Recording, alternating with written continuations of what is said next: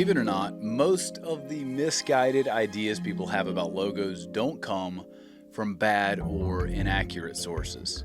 It's because we're listening to well-meaning gurus trying to apply ideas that make sense for global behemoths down at our local and regional level. It would be absurd for you to apply the same logic in other parts of your organization. American Airlines might have more people in their HR department than live in your entire town.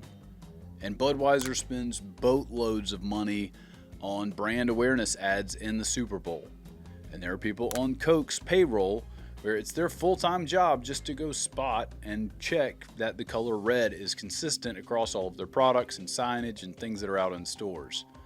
Each of those things make sense at their level and at their scale, but they would be just insane overkill, if you were to apply those things exactly as is in your current context. So let's debunk 7 logo myths. Why? Because you want your brand to win, and everybody hates to feel like a sucker. So don't follow principles created by and for these big players. Before you tackle your big rebrand, let's come out of the clouds and make sure you're doing what's best for your organization. Myth number 1, it's one of my favorite ones. Simple equals timeless. This feels logical. It feels like the safe play. You've heard about Dieter Rams and Steve Jobs and the concept of design is subtraction until all you're left with is this elegant solution. And this can be true. I think that it's great. I agree to this. This is just not a hard and fast rule. And it's a principle that I've found very often poorly executed. For our example, let's look at 2 brands that you probably know pretty well, Coke and Pepsi. The Coke logo is complicated. It's hard to read, and it's got plenty of flourishes and decorations that aren't truly necessary. Old Steve Jobs would have hacked that puppy to pieces. Coke has virtually the same logo for the entire lifespan of the company. It's not a simple logo, but it is timeless. Pepsi, by contrast, has a simple, clean, and bold logo, and it's changed quite a bit over the years. I'm not saying it's empirically good or bad, but what it definitely isn't is timeless. The big takeaway here, timeless logos are defined by how tightly they fit to the brand DNA and not how cosmetically simple they are. Myth number 2, more options equals a better end result. Let's imagine you arrive at a restaurant, you're hungry, you've read reviews on Yelp, you're excited, the chef greets you at the table and promptly brings out 12 plates of halfway cooked food. None of them are quite right, and you give some notes, and he comes back with more plates. This time some of them are mixed together, and they're all a little more complete, but still not quite there. You further narrow it down and mash up your favorite ingredients, and by the end of it, you've left with something bizarre. This Frankenstein meal logically makes sense, but it just isn't quite landing.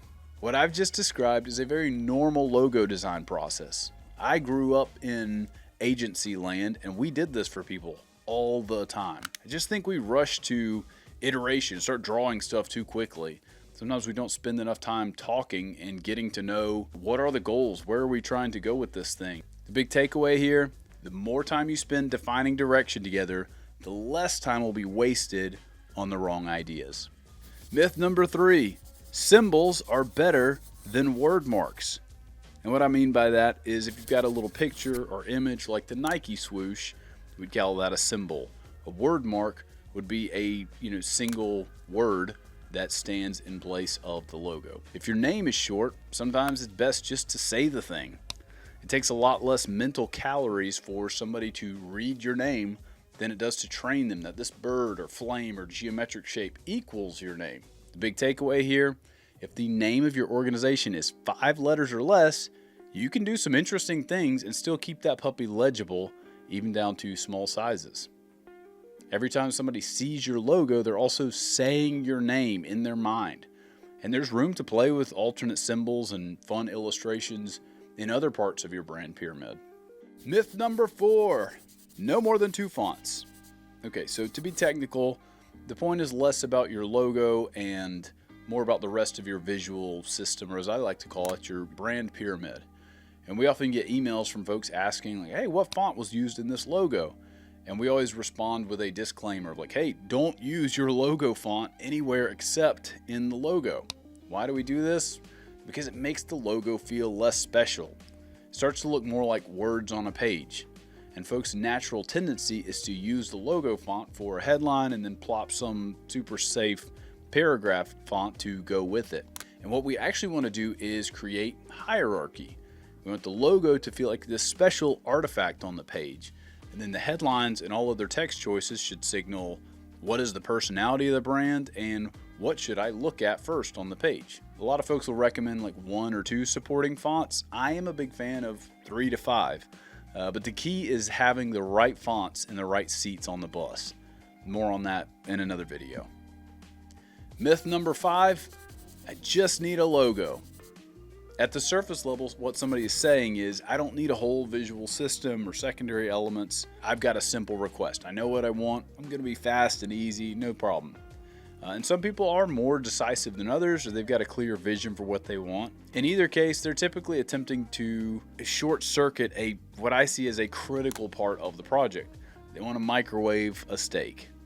And sure, you can go get a designer to whip up something, but if you're not mentally engaged in the process, the odds are you're going to be looking over your shoulder in a few years thinking, is this really right for us? Typically, the good stuff comes from slowing down and unpacking the thing. We typically do this through what we call a mood meeting. It's basically, live design workshop where we're looking at stuff together. Myth number 6, the best brands only use 3 colors. We've already put out a video with a breakdown on how your brand colors should function like members of a band, which I'll link to. But yes, there is value in being known for a primary brand color. But if you take this idea too far, your stuff will start feeling one-dimensional and uninteresting. For example, I go to Target to buy something that I don't need, right? I see an ad, I look for their sign, I pull in, the employee uniforms are consistent, signage, all the things match, transaction complete, I'm done with Target, I forget about Target, I leave. By contrast, I go to a church or a coffee shop or a music festival, and I want to see the values or the things that I care most about on display. And there's usually more than one thing that I love about it or more than one reason I'm going. And I see myself in the brand. I see the brand as a relationship and not just a transaction. But your takeaway is one size color palette does not fit all. If your brand is transactional, there can be some value in training someone to associate you with a specific color. If your brand is relational, your audience is better served by showing more depth and variety. Our final myth, number 7, good logos are clever. And people define good for logos in a few different ways, and sometimes these can be at odds with each other. Here's a few common categories if we're going to put them into it. One is self-evident. If I have to explain my logo to someone, we failed. The next would be clever. Yeah, I want to hide an Easter egg in the negative space in my logo, like FedEx. Or abstract. I want the logo to tell a story. I want to invite curiosity and people to ask about it. Or values-based. I want our core brand values to be represented in the logo. And depending on who you are and what you're trying to achieve, any of these could be true. But to draw a line in the sand and say this category of logos is better is just a ham-fisted oversimplification. Really sit down and think through your priorities. You want your audience to take away the most important snapshot impression. The big takeaway, cute does not equal effective, nor does it mean it's a fit for your brand. You're not dumb. I have personally believed each of these myths myself at one point, and maybe even preached them to other people. But if we boil down all these takeaways into a single idea, it's this. Don't make choices for your brand because a blog post or some guy in a video told you to.